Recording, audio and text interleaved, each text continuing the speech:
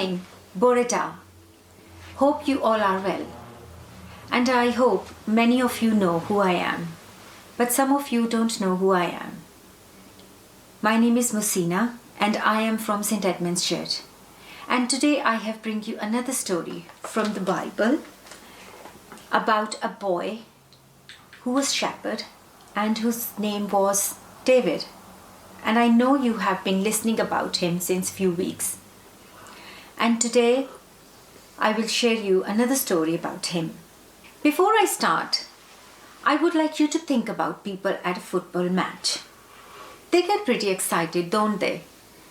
How do they show that excitement? They sing songs and shout. They wave banners and scarves in their team colors, and sometimes they jump up and down. Today's story is called King David Dances. I wonder what he was so excited about. Somehow I don't think it was a football. Let's open the book and read King David's dances. Eventually, King Saul died fighting the Philistine. And finally, it was David's turn to be a king. David had waited a long time to be a king.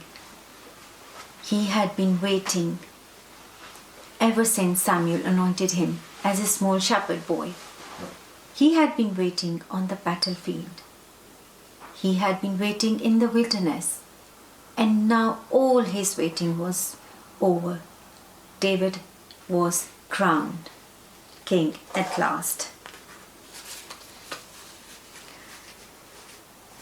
But a new king needs a capital city and a palace to live in, and David was living in a tent in the town of Hebron. So David looked around him. He thought about the tribes who lived in the north and the tribes who lived in the south, and decided the best place for the king of so many tribes would be somewhere in the middle. The city of Jerusalem was in the middle of all the tribes. A perfect location, but there were few problems. Jerusalem had a high wall around it. It was at the top of a steep rocky slope, and it was already occupied by the Jebusites, a fierce mountain people. So David had a good think. He thought about the high wall. He thought about the steep rocky slope. He thought about the fierce Jebusites. And then he remembered hearing about a secret tunnel which was used to bring fresh water into the city. If his men could sneak through the tunnel, they might have a chance of winning the city. Very quietly, late one night, Joab, one of David's loyal men, led a group of soldiers to the foot of the hill. Following David's directions, they searched for the entrance to the secret tunnel. At last they found it. Then, one by one, as quietly as possible, they stepped carefully over the wet stones. They squeezed between the rocks and climbed up into the secret tunnel. Everyone in Jerusalem was fast asleep. The city guards were busy looking out across the hills. No one was expecting them. Joab and his men threw open the city gates, and David and his soldiers marched in. Jerusalem was theirs. Now the new king had a new city, and he set about building himself a smart new palace. Carpenters, stonemasons came from far and wide. They brought the best wood they could find and set about sawing and cutting, carving, planning until the palace was finished. David had a good think. The palace was beautiful. The city was strong. And the people were happy. But something was missing. The Ark of the Covenant. That was it. The special box which held the 10 Commandments, the special box which the people had carried through the wilderness.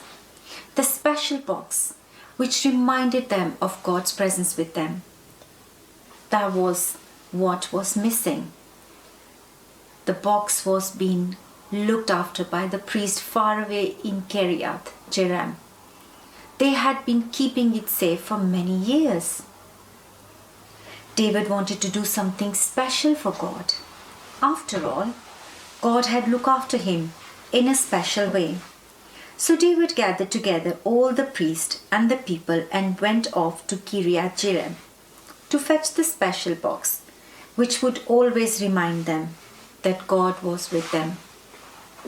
Soon the procession was heading home with the priest in the front carrying the Ark of the Covenant, followed by the musicians and then a great crowd of people. The closer they got to Jerusalem, the more excited David became.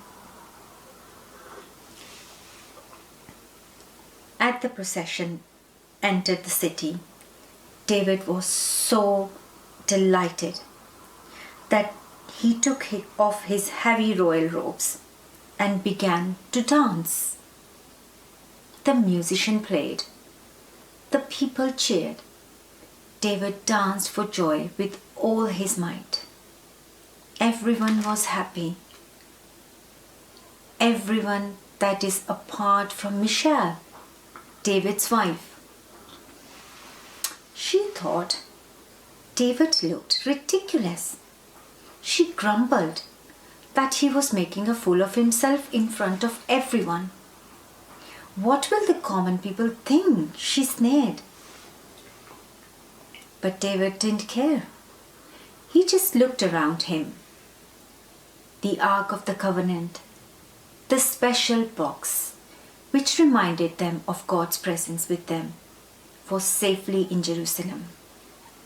The kingdom was secure and the people were happy. So David was so excited that he danced because he had brought back the special box that reminded them that God was with them. David knew that to be a good king, he would need to follow God's way. David was king for many, many years, and the Bible tells us that as long as he followed God's ways, everything went well. Isn't it a shame that David's wife criticized him and made fun of him for being so excited and happy?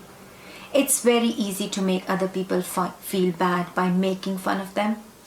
Can you think of a time when you have made someone else sad by laughing at them in a mean way? Think about how you could put that right and what might you do differently next time. Now I'm going to say a prayer, and if you want to make it your prayer, say Amen at the end after me. Dear God, thank you that David was so excited that he danced all the way to Jerusalem, even when his wife laughed at him. Please help us to do the right thing, even when people laugh at us. Amen. Thank you so much for listening, and have a lovely, happy summer break. See you in autumn.